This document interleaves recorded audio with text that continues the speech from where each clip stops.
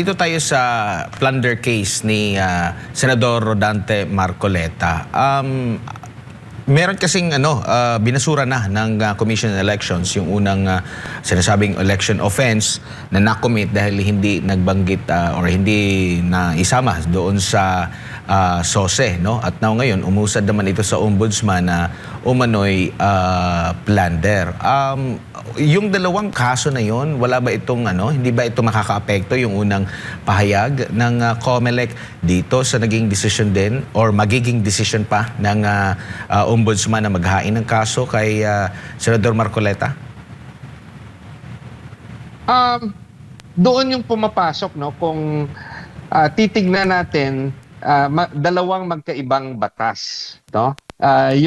Yung sa election law, it is a violation if you do not declare your donor in your SOSE.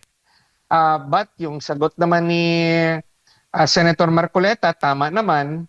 Why would I declare my donor when, let's say, he received it before the campaign period? Because of under the Peñera case, candidates, no, those who filed their candidacy only are considered candidates during the campaign period.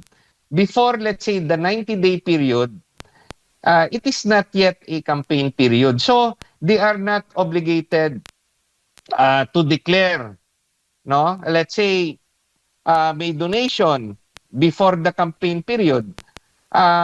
Yung interpretasyon ni Senator Marcoleta at interpretasyon rin ng COMELEC, kasi pinanalo nga siya dyan, there's no need to declare it because hindi pa siya kandidato. So, nalusutan ni Senator Marcoleta yan. Kaso, yung interpretasyon naman ng ombudsman is not based on an election offense. There's the general rule na kung ikay public official, dapat huwag kang tatanggap ng pera na malalaki.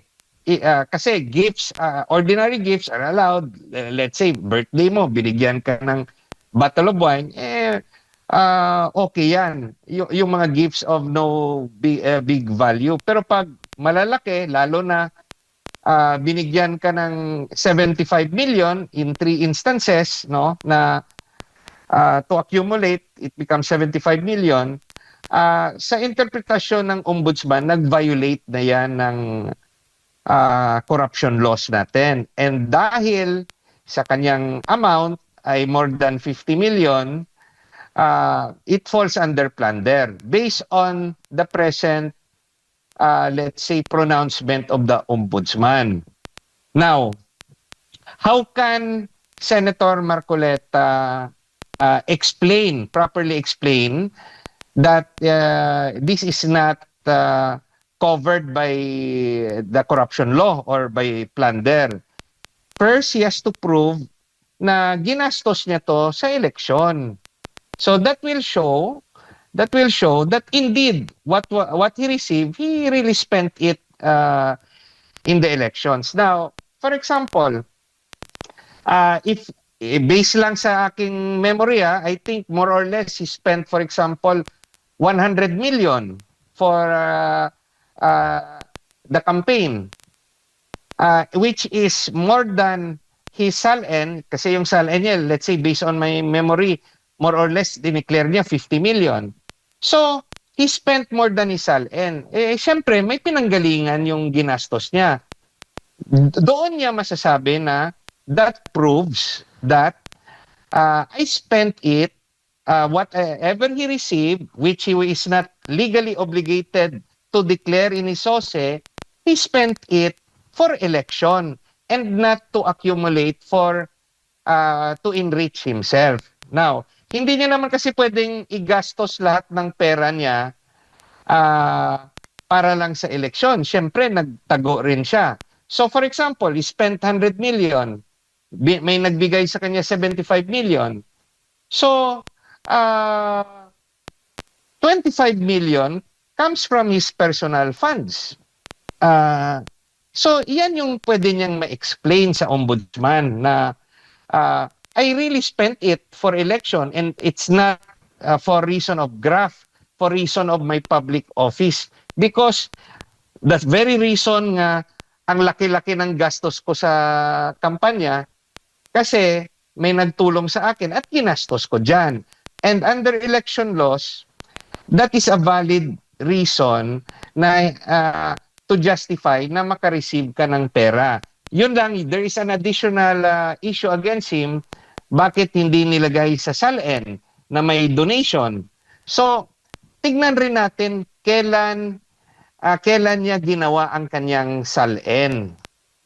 Pag ginawa niya yung SALN niya, let's say, before the campaign period, let's say exactly on the day of the campaign, the first day of the campaign period, hindi niya pa nagastos lahat ng 75 million. So, dapat nakalagay yan dyan na may malaking pera siya sa kanyang SALN. But if his declared SALN is dated before he received the donation, syempre, hindi yan nakalagay dyan dahil na-receive niya lang yung donation after he prepared the SALN. So the date of the SALN is very important. Is the SALN dated before or is it dated after he received the donation? Yan po yung dapat matutukan natin. Kasi if he receive it, if the donation was made after the SALN, naturally, hindi niya, there is no obligation for him to place there an amount which he has not yet received at the time when he prepared his SALN. On the other hand, if he received the donation after, let's say, before his SALN, pwede siyang i-question ng ombudsman o na-receive mo before your SALN at ginastos mo naman ito during the campaign period, the 90 days period, you should have declared that amount of donation in your SALN. If he failed to do that, we have to ask for the explanation of Senator Marcoleta. Opo, sinasabi din niya na nakapagbayad din ng donor's tax, no? Yung nakuhanan din ng donor's tax yung mga nag-donate sa... That is correct. Under the law, yung may obligasyon na magbayad ng donor's tax are the donors. Not the donee, no? Opo. Yung donee, tumatanggap lang eh. Donors yung dapat magbayad. So, that is also part of his defense to show that it was really a donation. But our good senator has to prove that the donation was intended for the campaign, not by reason of his office. Doon yung magkakatalo sila ng ombudsman. That's why the date of the SALN is also very important.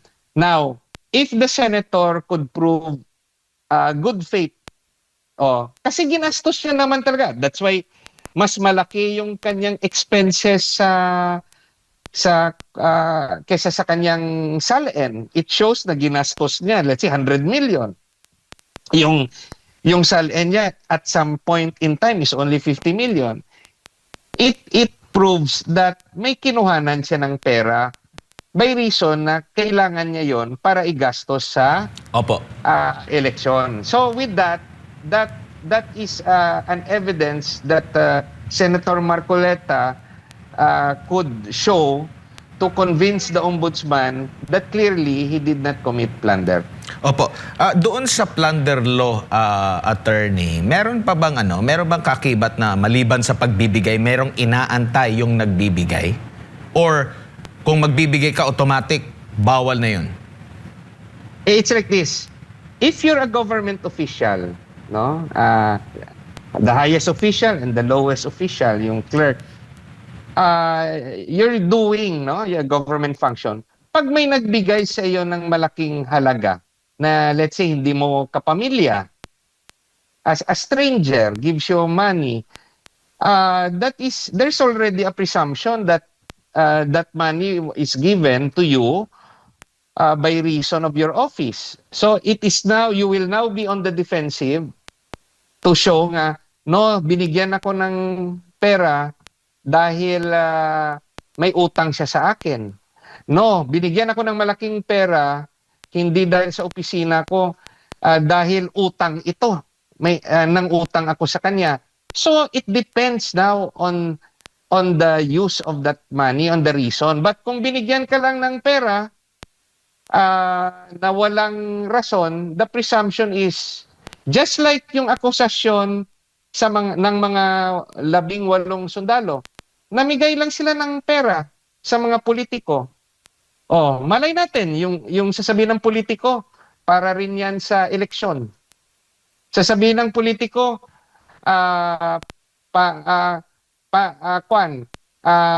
utang yan. Sasabihin ng politiko may sariling purpose yan. So nobody will will admit that it is for reason of their office. But the point is, yung mga politiko na nakaka-receive ng malalaking halaga, they have to prove kung tinago nila yan, it shows that it is not for election. It is not for campaign. It's not a campaign contribution. Pero pag prinote nila na ginastos namin yan for election, di yan yung donation. Now, it's a different story if they violated another law, which is the election laws. We're only explaining, no, when you're a public official, you have to justify and strictly justify why you receive a big amount. And you have to prove that you spent it for a particular purpose or hindi mo ginastos, ibig sabihin, tinago mo at ibig sabihin, it was given to you presumably because of graft.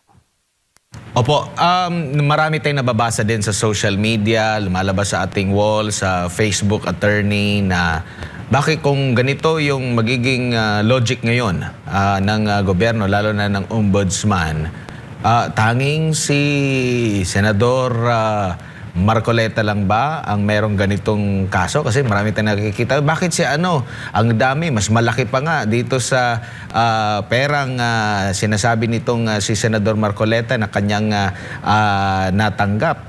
Tingin mo, attorney? Itanong natin yung circumstansya.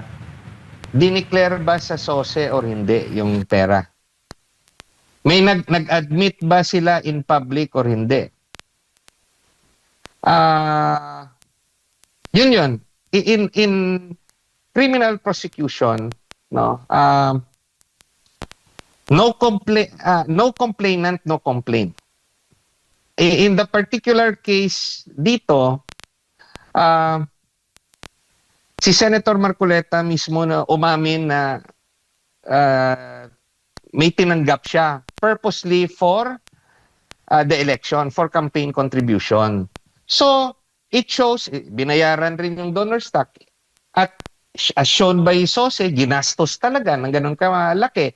And as justified also, sasabihin niya, I am not obligated to put it as a donation at that based on election law because it was given to me before the campaign period.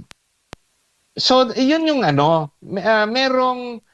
merong rason rin si Senator Marcoleta na malas lang siya dahil yung ombudsman sees it differently, no, strictly interpreting the law na nagsasabi na bawal magtanggap ng gift. O di yung depensa naman ni Senator Marcoleta, it's not a gift, it is a campaign contribution. So, yun nga yung sinasabi ko, the ombudsman could have decided either way, to the right or to the left. He could have just could just dismiss it, just like what the COMELEC did. But if he pursues this case, it's not the end of the world for Senator Marcoleta. The courts will have to decide on it. Yun nga lang, just like the case of Tatay Digong, habang nililitis ang kaso, nakakulong ang akusado because of the nature of the accusation. Pag plunder, non-bailable in general. May lusot lang dyan si Senator Marcoleta if the evidence is weak. He has to argue that there is strong evidence showing that he really spent it for his campaign to justify that this was not given, the amount was not given by reason of his office, but by reason of being a campaign contribution for election purposes. Opo. Ayan, attorney, siguro yung huling mensahe sa lahat po ng ating mga kababayan na nanonood po at nakikinig sa inyo sa mga oras na ito. Mga kababayan ko, napakagulo ng ating bansa sa ngayon, no?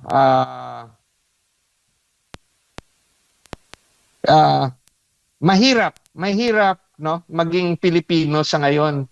Naaalala ko tuloy ang stories of history, no?